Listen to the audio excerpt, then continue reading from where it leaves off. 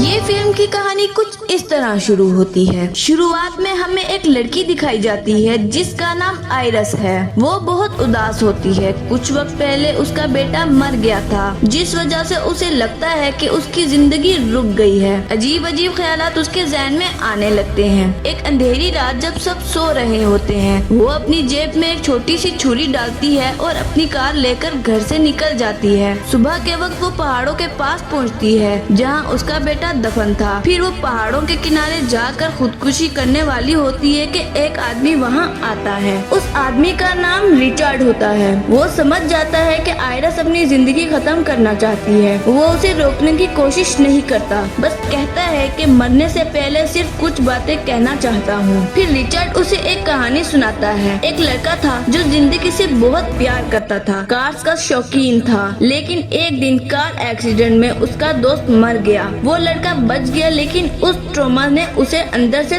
तोड़ दिया। वक्त के साथ उसने समझा कि जिंदगी छोड़ना कोई हल नहीं। रिचर्ड कहता है कोई मरना नहीं चाहता, बस कुछ लम्हे कमजोर होते हैं। फिर वो चला जाता है, लेकिन रिचर्ड की बातें आयरस पर असर कर जाती हैं। वो फिर से जिंदगी की तरफ लौटना चाहती है। जब वो कार के पास जाती है तो देखती है कि रिचर्ड ने अपनी कार उसके इतने करीब पार्क की है कि उसकी कार का दरवाजा भी नहीं खुल रहा। तभी रिचर्ड वापस आता है अपनी कार से एक अम्ब्रेला लेकर। आयरस को अजीब लगता है कि इतनी तेज धूप में अम्ब्रेला क्यों। रिचर्ड अचानक उस पर उस अम्ब्रेला से अटैक करता है। वो अम्ब्रेला इलेक्ट्रिक होती है, जिससे आयरस को झटका लगता है और वो बेहोश हो जाती है। होश में आने पर वो महसूस करती है कि रिचर्ड उसके हाथ और पाँव बांध रहा है। फिर वो उसे अपनी कार में डाल देता है। आयरस स्मार्ट वॉच से अपने हस्बैंड को कॉल करने की कोशिश करती है, लेकिन सिग्नल नहीं होते। फिर उसे याद आता है कि उसने एक छुरी जेब में डाली थी। वो चुपके से रस्सी काटने लगती है, आवाज ना आए इसलिए वो रिचर्ड से बात करती रहती है।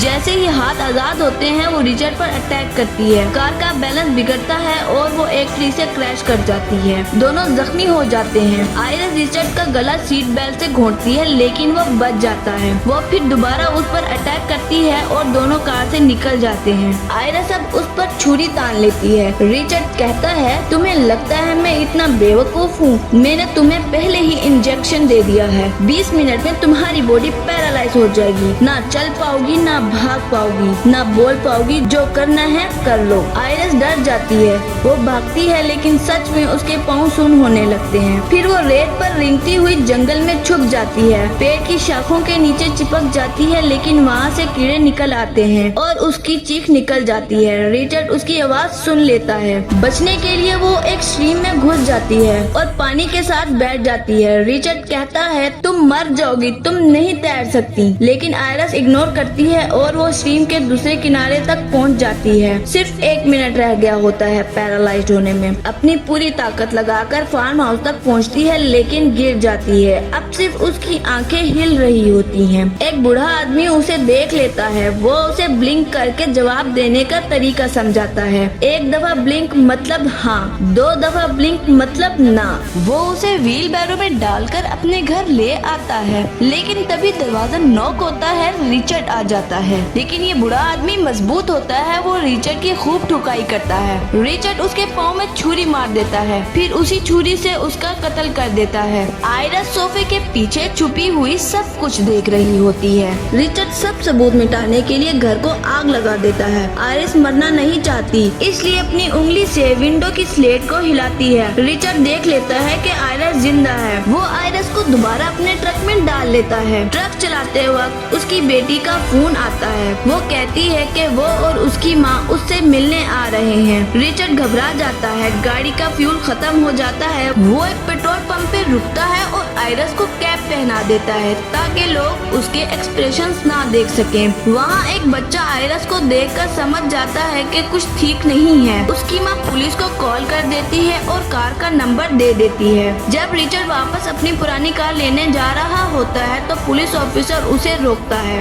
रिचर्ड कहता है ये मेरी वाइफ है, हम ट्रिप पर हैं। ऑफिसर कहते हैं क्या मैं आपकी वाइफ से बात कर सकता हूँ? आयरस हेल्प मी कहने की कोशिश करती जाती है। ऑफिसर उसका सिग्नल समझ जाता है। ऑफिसर को इंजेक्शन भी मिल जाता है और वो सब समझ जाता है। रिचर्ड ऑफिसर को भी मार देता है। उसकी लाश ट्रक में डालकर उसे भी आग लगा देता है। आइरिस की बॉडी में थोड़ी ताकत वापस आने लगती है। वो रिचर्ड से बात करती है, उसके जज्बात जगाने की कोशिश करती है, लेकिन रिचर्ड एक साइन ऑफ फेथ होता है। आइरिस एक और इंजेक्शन लेकर रिचर्ड के पाँव में लगाने की कोशिश करती है, लेकिन कामयाब नहीं होती। रिचर्ड कहता है, अब मैं तुम्हें स्ट्रीम के पास ले जाके मार दूंगा। वो उस बोट में ले जाता है। आइरिस एक्टिंग करती है और कहती है कि उसके पैंट की जेब में उसके बेटे की तस्वीर है। वो आखिरी दफा उसे देखना चाहती है। जैसे ही रिचर्ड झुकता है, आइरिस उसकी कमर से छुरी निकालकर उसके गले में घुसा देती है। रिचर्ड चीखता है और गन निकालता है, लेकिन आइरिस उससे गन छीनकर गोली मार देती है। रिचर्ड पानी में गिर जाता है, लेकिन प्रॉब्लम ये होती है कि बोट में गोली लगती है और बोट डूबने लगती है। आइरिस का आधा जिस्म अभी भी पैरालाइज होता है। जैसे ही बॉडी नॉर्मल होती है, वो तैरकर किनारे तक पहुंच जाती है। वो हंसने लगती है। उसे यकीन नहीं आता कि वो बच गई। तभी वो देखती है कि रिचर्ड दूसरे किनारे पे जिंदा है, लेकिन डाइंग स्टेट में है। आइरिस पुलिस बुला सकती थी, लेकिन वो उसे दर्द में मरने के लिए छोड़कर चली जाती है और यहाँ फिल्म खत्म हो जाती है।